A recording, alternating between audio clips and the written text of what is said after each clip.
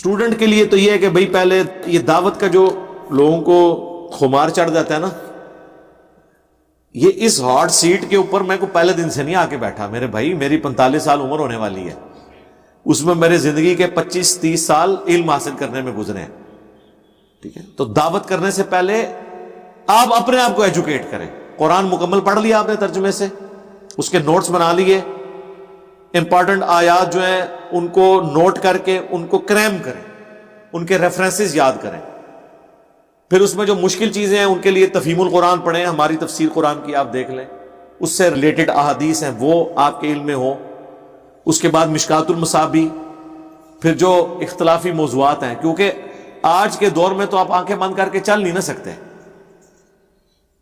اب میں بڑے افسوس سے کل یہ بات کر رہا تھا کہ ڈاکٹر ذاکر نائک جیسی ایک قیمتی پرسنالٹی مسلمانوں میں موجود، 3 ملین ان کے سبسکرائبرز، لیکچرز کی زبان انگلش، اور ویورشپ کتنی ہے؟ 20,000 25,000 30,000۔ تو افسوس کا مقام ہے نا۔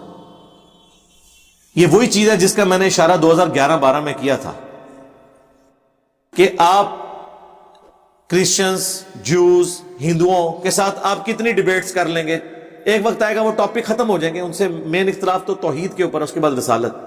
اصل مسئلہ یہ ہے کہ مسلمانوں کے اندر جو ہے نا ہزاروں مسائل ہیں اختلافات کے، جب تک آپ وہ ریزالو نہیں کریں گے آگے معاملات چلیں گے نہیں، اور اگر آپ وہ ٹاپکس نہیں سیکھیں گے، آپ کو لوگ ہمیں لوگ کیوں سن رہے ہیں؟ باقیوں کو لوگ سن رہے ہیں تو اپنے فرقے کی وجہ سے سن رہے ہیں، ہمارے تو خلاف سارے فرقے، ان کے علماء، ان کی کٹر پبلک، اس کے باوجود سن رہے ہیں، کیوں؟ آپ لائف سٹوریز میں سن لیں، لوگ کہتے ہیں کہ جی ہمارے جو مسائل ہیں وہ تو علی بھائی بتا رہے ہیں نا۔ دوسری بات، جو بات وہ کرتے ہیں وہ دلیل سے کرتے ہیں، باقی تو ہوائی فائر کرتے ہیں، اول تو ٹاپکس ہی نہیں ان کے۔ تو اس لیے جب آپ دعوت پہ لانچ ہوں تو یہ ذہن میں رکھیں کہ آپ کو آج کے دور کے سارے مسائل پتہ ہوں، یہ نہیں ہے کہ آپ بات کوئی اور کر رہے ہیں، ادھر جا کے کوئی اور بندہ چوہا چھوڑ دے اور آپ کو پتہ ہی نہ ہو، پوری دعوت کا رخ ہی الٹ جائے، اور یہی طریقہ واردات ہوتا ہے ان لوگوں کا۔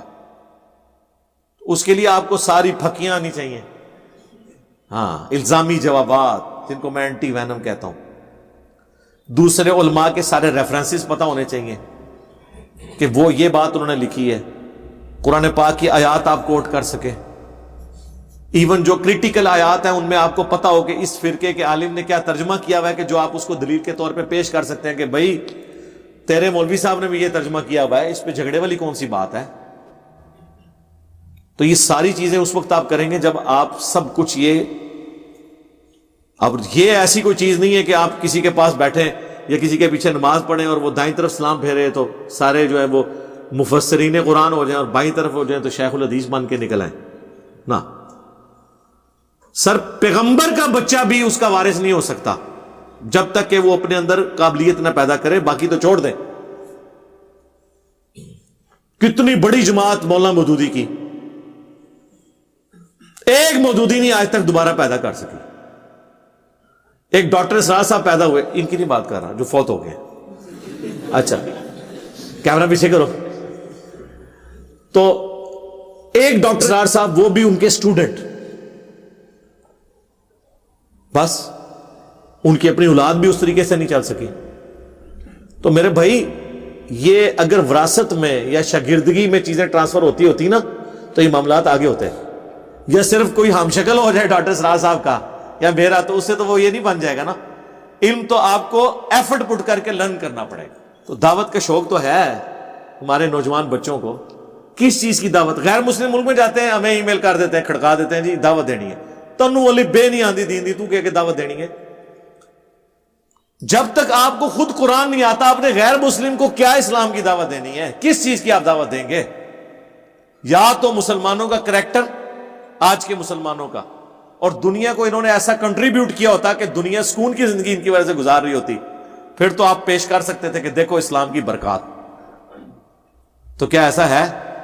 مسلمانوں کے شر سے تو مسلمان منہ چھپاتے پھر رہے ہیں، تو لہذا یہ ایز اے کمیونٹی تو اس قابل نہیں کہ اس کی طرف لوگوں کو بلایا جائے۔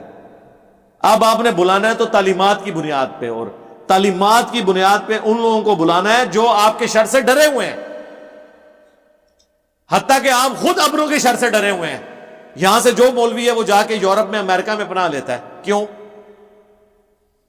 اور کمال ہے جی سیکورٹی وہاں کی. ہمیں کہتے ہیں جی نمبر 1 فلاں جو ہے وہ ہماری ہے. ہم تو نمبر 1 اسے مانیں گے کہ جہاں آپ اتنے بڑے بڑے دشمن بیٹھے ہوئے ہیں, آپ چھری سے بھی نہیں بندہ مار سکتے, گولی سے مارنا تو بڑی دور کی بات ہے.